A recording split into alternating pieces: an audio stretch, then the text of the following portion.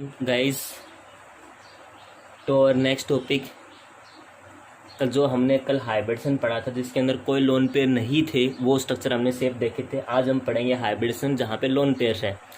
जैसे कि ये टेबल प्लीज़ आप नोट डाउन करना है, इनके जो शेप्स के नाम है वो आप नोट डाउन करना है। जैसे 4 वाले शेप के लिए हमने sp3 हाइब्रिडेशन लिखा था कल, और उसका जो स्ट्रक्चर था वो आपके पास टेट्राहेड्रल स्ट्रक्चर बना था। जैसे कि आप बना सकते हैं CS4, मैं AB4 में बना लेता हूँ। AB मतलब मैं बॉन्ड से ले रहा हूँ, CH4 का आप लोगों ने बना के देखा हो। अगर मैं यही स्ट्रक्चर अमोनिया के लिए बनाता हूँ, मैं कहता हूँ आपको अमोनिया स्ट्रक्चर बना के दो, तो पहले x की वैल्यू निकालो 1/2, नाइट्रोजन के वैलेंस इलेक्ट्रॉन 5 + 3H है 8/4। लेकिन 4 तो ठीक है, हमारा आंसर आया 4 के लिए हाइब्रिडेशन क्या होती है sp3, वो तो ठीक है।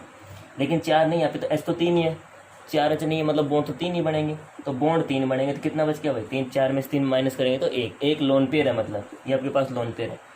तो अब ये देखो sp3 के स्ट्रक्चर क्या होता है भाई, टेट्राहेड्रल इस टाइप का। लेकिन यहाँ तो क्या है, एक लोन पेयर, तो ये लोन पेयर आपके पास हो जाएगा, 3 आपके पास H हो जाएगी। स्ट्रक्चर शेप का नाम बदल जाएगा पायरामिडल। एंगल भी घट जाता है, ये एंगल 109 डिग्री 28 मिनट होता था, कल हमने देखा था इसको, ये तो 7 के करीब हो जाता है, क्योंकि लोन पेयर अभी इसको बाद में समझाता हूँ। तो अगर 4 वाले में कोई लोन पेयर नहीं है तो टेट्राहेड्रल, अगर 4 वाले में एक लोन पेयर है, अगर वो उसी पोजीशन पे लगाना है, ये आपको ध्यान रखना है। अभी बताता हूँ उसका रीज़न क्या है, वो आपको उसी पोजीशन पे लगाना, स्ट्रक्चर का नाम हो जाएगा पायरामिडल। और अगर यही स्ट्रक्चर हम H2O के लिए बनाएं, अगर यही स्ट्रक्चर को अगर हम H2O के लिए बनाना चाहें तो H2O के लिए देखते हैं भाई, H2O के लिए 1/2 ऑक्सीजन यहाँ पे अकेला सेंट्रल एलिमेंट है, ऑक्सीजन के आउटर में 6 + 2 हाइड्रोजन 8 हो गए 4। लेकिन कितने H है भाई यहाँ पे, तो 2 ही, यानी कि 2 लोन पेयर इस केस में। लेकिन आंसर 4 है, तो 4 का मतलब तो टेट्राहेड्रल ही होता है। ऑक्सीजन बीच में, एक H आपके पास, एक H आपके पास, सॉरी यहाँ पे आपके पास लोन पेयर, यहाँ लोन पेयर, और ये आपके पास H और H। तो स्ट्रक्चर कैसा बच गया, बेंट बोलते हैं इसको, या फिर V शेप बोलते हैं। तो हमारे पास ये 3 स्ट्रक्चर हुए। 4 वाले में कोई लोन पेयर नहीं टेट्राहेड्रल, 4 वाले में एक लोन पेयर पायरामिडल यहाँ लगेगा, 4 वाले में 2 लोन पेयर V शेप या बैंड शेप बोल सकते हैं हम उसको H2O स्ट्रक्चर में।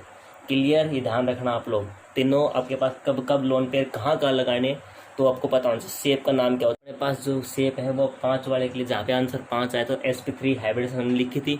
जब कोई लोन पेयर नहीं था, कल आपने स्ट्रक्चर बनाया था PCl5 का, कोई लोन पेयर नहीं था, मैंने AB5 लिखा है, A सेंट्रल एलिमेंट, B मतलब सारे बॉन्ड है, तो ये स्ट्रक्चर बना था ट्रायंगुलर बाइपिरामिडल। अगर इस केस में एक लोन पेयर आता है, एग्जाम्पल में बताऊँगा, आप SF4 का बना के दे सकते हैं, तो आपके पास एक लोन पेयर आएगा, वो लोन पेयर यहाँ लगाना है, तो आपके पास क्या बच जाएगी, देखेंगे तो कैसे, जैसे सीसा जो झूला होता है आपके पास।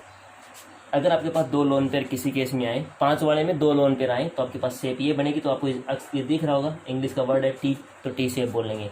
5 वाले में अगर 3 लोन पेयर लगे हों, तो आपके 2 एलिमेंट बॉन्ड यहाँ लग जाए, तो एक बॉन्ड ये बन जाएगा, एक बॉन्ड ये बन जाएगा।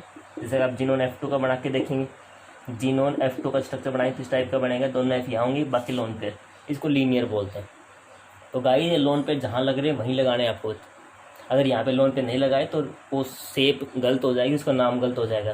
तो आपको ये शेप के नाम भी ध्यान रखने होंगे। अभी ऊपर 2 स्ट्रक्चर लिखे, इनके शेप बनानी है भाई।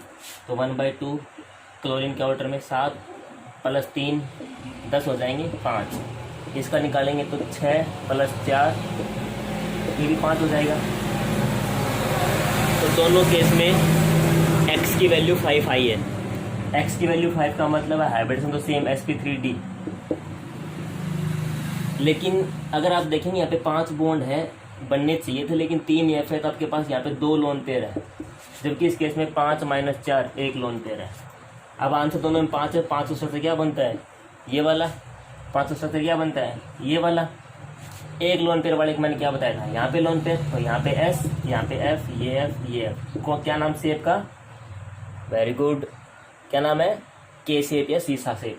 और इस केस में आपके पास 2 लोन पेयर आपके पास यहाँ होंगे, यहाँ पे क्लोरीन, यहाँ पे F, यहाँ पे F, यहाँ पे F।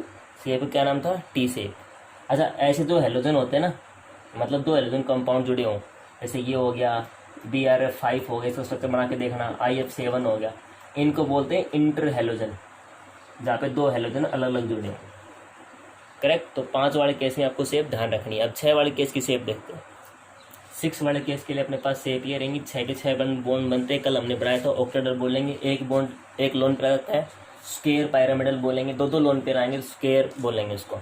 एग्जाम्पल के तौर पे BrF5 हम लेते हैं, ब्रोमीन हेलोजन है, हेलोजन के आउटर में कितने होते हैं 7 + 5 फ्लोरीन, कितने हो गए भाई 12, 12/2 6, लेकिन 6 बॉन्ड बनेंगे नहीं, यहाँ तो 5 ही है, तो एक लोन पेयर कौन सा स्ट्रक्चर बनेगा, ये वाला स्क्वायर pyramidal, करेक्ट है।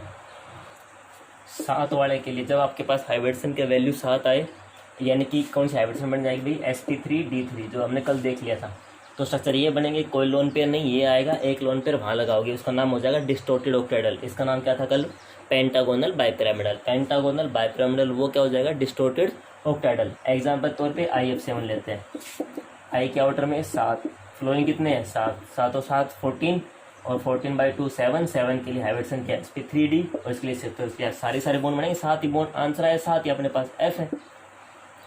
समझ गए आप लोग, तो इस टाइप से आपको इनके स्ट्रक्चर को ड्रॉ करना होगा। अब बात आती है जो लोन पेयर की पोजीशन है, हम उसको हम एग्जैक्ट क्यों लगा रहे हैं, वहीं पे क्यों लगा रहे हैं, वहीं पे आपको लगाने के लिए मैं अब क्यों बोल रहा हूँ। तो मेन चीज़ क्या है, that is VSEPR theory, valence shell electron pair repulsion.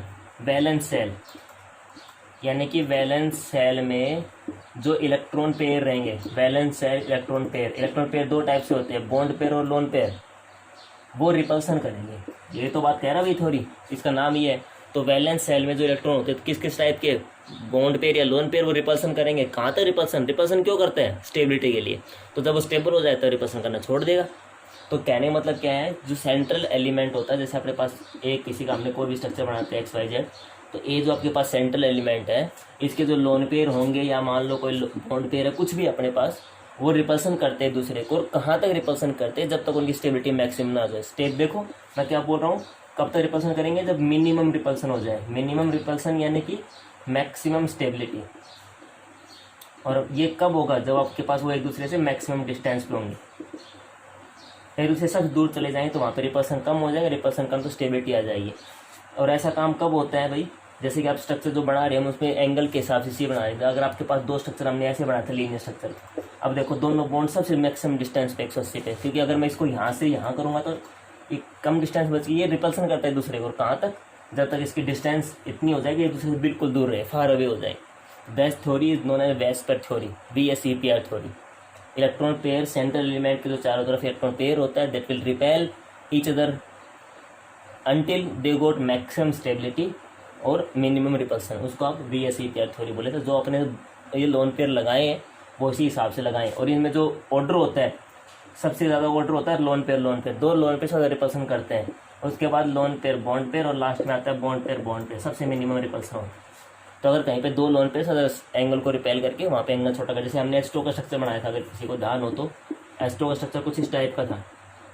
यहाँ पे लोन पेयर था आपके पास, यहाँ पे लोन पेयर था। अभी ये लोन पेयर है, दोनों एक दूसरे को रिपेल करेंगे, ये इस साइड इसका धक्के मारेंगे इस साइड, तो ये एंगल जो आपके पास है थोड़ा कम हो जाएगा। तो यही रिपल्सन तो यहाँ भी होगा, ये भी इसको धकेलेगा, ये भी धकेलेगा, तो एंगल थोड़ा कम हो जाता है। देखो टोटल एंगल कितना था, 109 डिग्री 28 मिनट। लेकिन अमोनिया की बात करते हैं, देखो 3 स्ट्रक्चर बनाता हूँ मैं, CH4, कोई आपके पास लोन पेयर नहीं, अमोनिया 1 लोन पेयर के साथ, H2O 2 लोन पेयर के साथ। देखो सब में हाइब्रिडेशन sp3 है, sp3 मतलब टेट्राहेड्रल, तो एंगल तो सेम होना चाहिए था, लेकिन इसमें तो 109 डिग्री 28 मिनट है, लेकिन ये लोन पेयर रिपेल करेगा, एंगल 107 करते हैं, इसमें 2 लोन पेयर और रिपल्सन होगा 105। तो लोन पेयर जो होते हैं आपके पास रिपल्सन करके एंगल को कम भी कर देते हैं। ठीक है, तो दिस इज VSEPR थ्योरी। इनके जो शेप्स के नाम है वो आपको डेफिनेट करना है, वेरी इंपॉर्टेंट टॉपिक, बहुत इंपॉर्टेंट है। हर एग्जाम में आपके पास क्वेश्चन मिलेगा, +2 के पेपर में भी से क्वेश्चन आते हैं, यहाँ पे आपके पास इसके क्वेश्चन होंगे।